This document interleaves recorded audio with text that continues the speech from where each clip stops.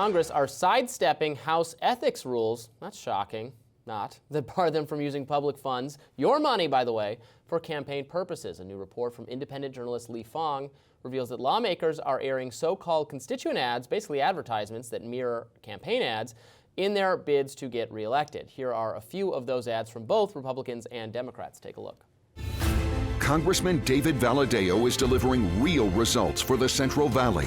He's doing this by bringing $55 million in taxpayer dollars back to our community for local water projects, infrastructure improvements, and law enforcement. As a result, Valley families will enjoy safer communities, cleaner drinking water, and less congested traffic. Congressman David Valadao is working hard to deliver real results for Central Valley families. Tom worked across party lines to help convince the president to issue a tougher executive order to secure the border. Named to the Homeland Security Committee and chair of the Border Security Task Force, now Tom Suozzi is again working across party lines to build a bipartisan national coalition to secure the border, fix the broken asylum system, and modernize immigration laws. Fang writes, what was once a rare ethics violation now seems ultra common with both parties. For his latest Substack posts, Fang dug deep into congressional spending accounts normally reserved for district travel, staff payroll, and other official-related incidental expenses, and found lawmakers are running for re-election on taxpayers' dollars. Here to elaborate on how these members of Congress are going around House rules is Lee Fang. Welcome back, Lee. Good to have you.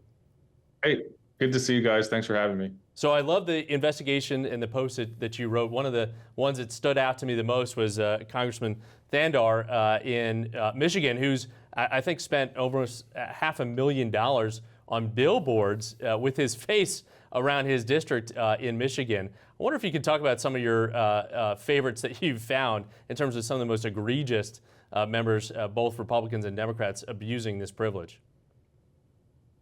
Well, that's right. Congressman Sri Thandar in Michigan was facing a tough primary challenge this year. And around the time of his primary challenge in the Democratic primary, he started plastering his district with government-funded billboards with his face. Looked a lot like any kind of typical campaign ad. And he also produced several constituent advertisements that, again, looked virtually identical to a campaign ad that were aired online and on television. That funding, that $500,000 just over a 3-month period that he spent on these ads using his taxpayer expense account, that was more than 3 times the amount he spent on staff. Now, these what are known as member representational allowances are supposed to be used strictly for official nonpartisan purposes, the paying of staff, of travel back and forth between the district, reimbursements for some meals and research services. You know, when members are writing bills or answering constituent mail, there are strict limits on preventing members from enriching themselves or using this for partisan or political purposes. We've seen criminal indictments in the past. People like Aaron Schock were criminally indicted long ago, over a decade ago, for abusing these expense accounts. And we've seen some scandals here and there in history of members kind of skirting the line with political communications using their expense accounts. You know, maybe a Republican taking a poll of their constituents of how they feel about Obamacare, or Democrats taking a poll of their district, how they feel about abortion rights, you know, these kind of hot button issues. But this is really the very first time we've seen widespread abuse of these expense accounts to run essentially campaign advertisements for re-election by many members of Congress. You know, I looked at over 80 members, found about a dozen airing essentially campaign ads. It's likely a much higher amount if you look at all 435. Is it because, I don't know, it's kind of murky or debatable or questionable whether these are, you know, legitimate services being provided? I mean, I obviously understand why you say that this is for, you know, their own reelection or own campaign purposes, but can they plausibly position it as some legitimate expense? Or, you know, is the law very clear cut? And what are the penalties supposed to be? Well, look, there can be a ethics investigation of abuse of these expense accounts. We've seen a Florida Democrat last year, House Ethics Committee opened investigations into her reportedly around abuse of this type of funds. But just generally speaking, it's not clear. Congress has the intent of actually expanding the use of these communication purposes of these expense accounts. And the end of the last Congress and the end of 2022, members, and it's not clear who, but members potentially of leadership slipped in a provision actually extending the time that these expense account funded communications can be spent. Previously, the limit was up to 90 days before an election. So, August 7th was supposed to be the cutoff for these communications, knowing very well that any kind of communication from a member of Congress right before election can appear as a form of electioneering. They changed the timeline. Now members can communicate with constituents using these expense accounts up to 60 days before election, or, it was about I think September 9th was the cutoff. But, maybe the issue with enforcement here is the subjectivity that, one member can argue is simply a public policy message. Another person of the public could say that, hey, this is a campaign ad. It's perhaps difficult to argue in court, but I think if any ordinary person, any journalist, anyone who's worked in politics just watches these ads, they look identical to campaign ads. Not only that, these members are hiring their campaign consulting firms to produce these ads. They're using their taxpayer expense accounts to hire their own political consultants that are also working for super PACs and their political campaigns to double as their constituent communication manager, making these television and online advertisements. Lee, take us into the process, if you would, of how these ads get approved. And it's not just digital ads or billboards that we've talked about, but it's also newsletters from the members' offices, digital ads, social media posts. There's a House franking office, I'm sure, but what is the process and who enforces these decisions? Well, there's a House administration, House ethics process. A copy of these ads need to be submitted for approval.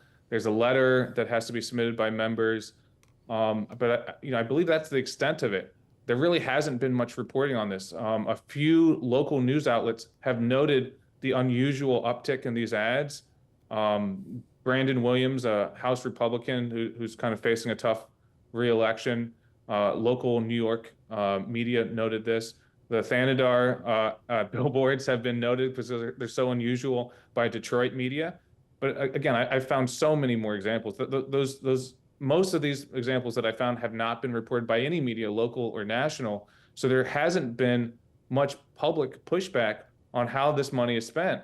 Again, I've seen controversies in the past that simple constituent town halls and polls might skirt the line. But these ads, some of them are so highly produced, they look like a typical super PAC ad. I would challenge anyone to kind of decipher the difference between this and a traditional campaign ad.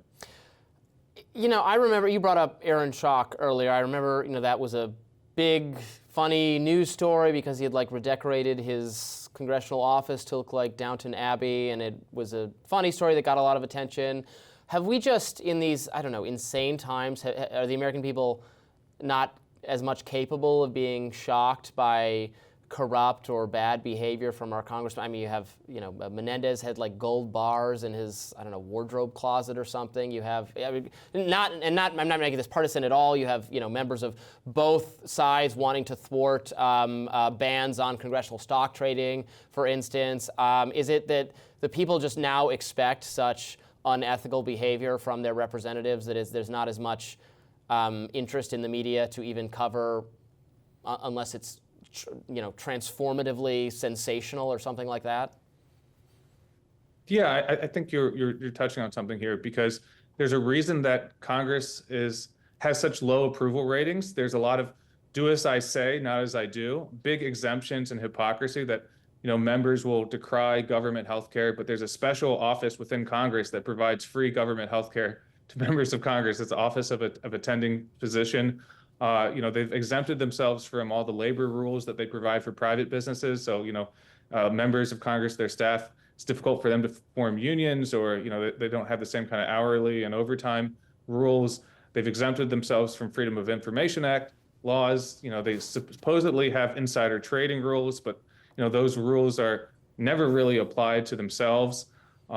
There's just a kind of astounding hypocrisy. And here's just kind of just another example. So I think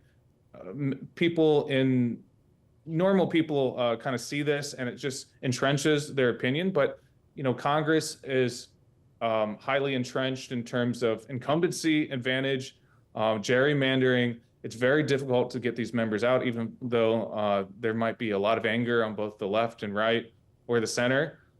This is kind of a nightmare version of public campaign financing. There are many people who are open to this idea that the government should kind of provide some assistance with campaigning so that members are not so reliant on billionaires or special interests.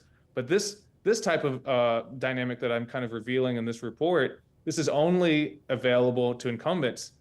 Challengers, ordinary Americans, have no access to this. So if you're running for Congress and hoping to unseat a corrupt or incompetent member of Congress, they've got the ability to tap the public purse to use government money to run ads, and you don't. So that's really the issue here. That's a very good point. Lee Fang, thank you so much for joining us. We appreciate it. Hey, thank you for having me.